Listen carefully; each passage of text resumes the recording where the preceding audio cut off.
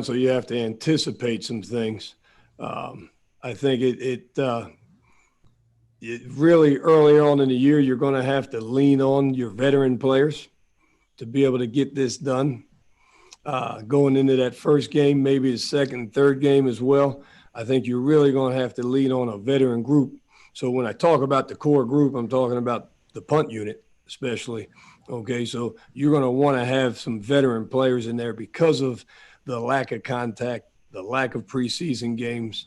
You don't get a chance to see who can actually go play. So it does slow your evaluation down. Okay. Our next question is going to come from Greg Auman. Hey, Keith, obviously linebackers can be your bread and butter on coverage unit. Bruce has talked about how those backup jobs, inside linebacker, outside linebacker, will probably be decided on special teams. Right. I just want to ask you, of those guys, who's shown you the most, who's most likely to be able to help you kind of on all four units, if you would? I think the guy, obviously the guy that jumps out is you look at Kevin Minner. Kevin Minner's the veteran, smart guy. He plays a good role for us. He can play tackle on the punt team, punt return. He can match up as a tackle. Kickoff coverage, he's going to play a 4 down inside. Kickoff return, he'd probably be a guard, but he's a veteran guy that's got experience. The young guy that jumps out for us, I think, is Gill, the kid out of Wagner. I like him. He's got some power. He's got punch. He's been really receptive, fast learner. And he's shown some speed, some burst. He's got the ability to escape some blocks, that type of stuff. He's the guy that really excites me in terms of out of that outside linebacker / inside linebacker crew, the young guys. As you look at it, all right, 53, all right, as we go through the season, very talented kid, Chapelle Russell. He can run. He's got instincts. We want to see how physical he is, hopefully in this scrimmage, so I actually watch the offense and defense. And when we have these mini scrimmages, I try to get my evaluations out of that. I mean, because it's the one time you can see a guy heading downhill. Can you escape a block and make a tackle? Do you play with energy? Will you run to the ball? All that type of stuff. So all these little 10-play scrimmages, I'm trying to get as many reps. I can't wait to see the 2s. Everybody else wants to see Brady. I'm like, yeah. All right, let's get to the 2s and 3s. You know what I mean? So we can see who can run, who can hit, who can get off a block, guys that are instinctive. So I'm getting a lot out of that from the scrimmages, and I think tomorrow will be big for us in terms of scrimmaging in the morning, or Friday, I'm sorry. Okay, our next question comes from Rick Stroud. Hey, Rick, what's up? How you doing, Coach?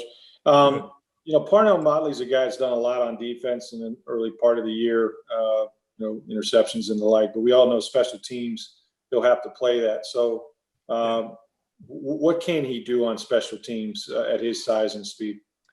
He's going to be the first gunner Friday morning and we're going to put Vice on him. And you know what I'm saying? And he knows it. So hopefully he can play gunner. He's got the quickness to do it. He can run. So you love the intangibles and that type of stuff. So let's go see if he can actually get that done. Then we'll turn around and put him at the corner on punt return, and see if he can hold up. Kickoff coverage wise, he'd probably either be a safety or a 2, and then probably play that tackle on kickoff return and see if he can fit some of those roles. And what did you learn last year about Matt Gay, and how close is his kicking competition with Elliott?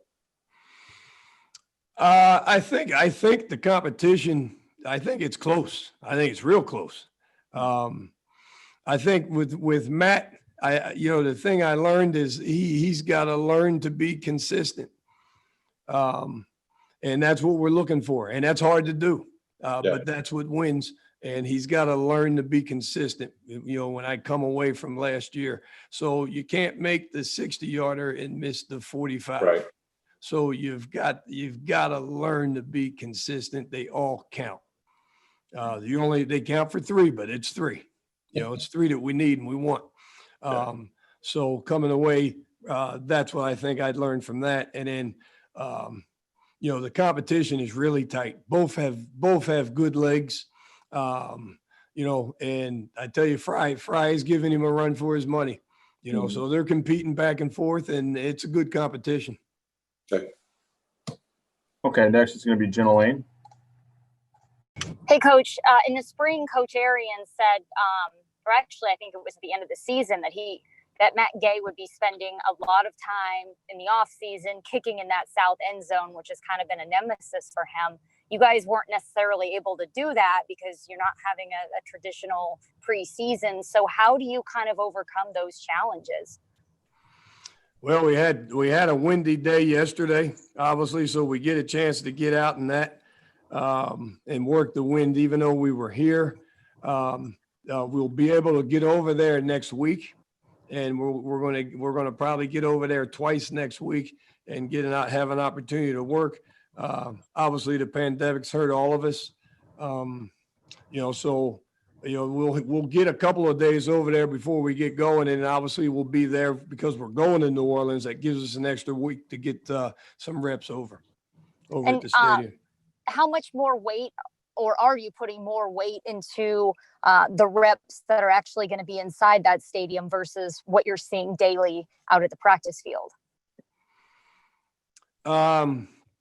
Well, most of our reps have been here up till since we started training camp.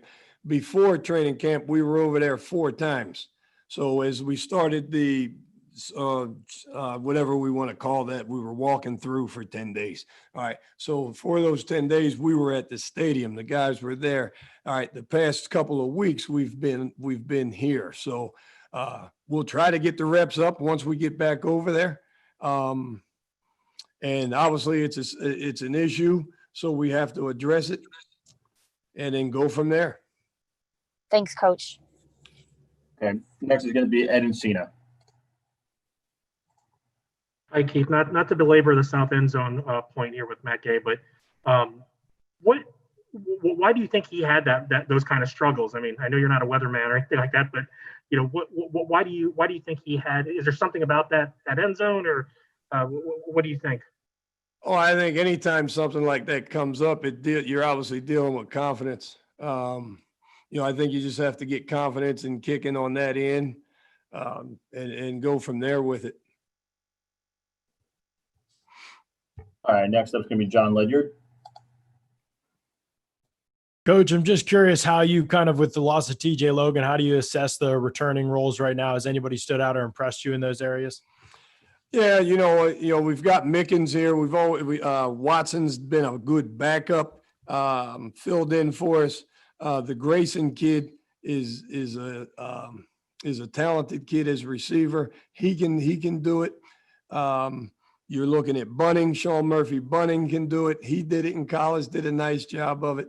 And then Winfield, actually, he's got a touchdown, in college as a returner. So we've got some options with the returners. Right now, obviously good competition. I like Mickens because he's got some game day experience. I think, again, all right, going into this season, all right, the more vets on the field, the better. But I like what I'm seeing with Mickens right now.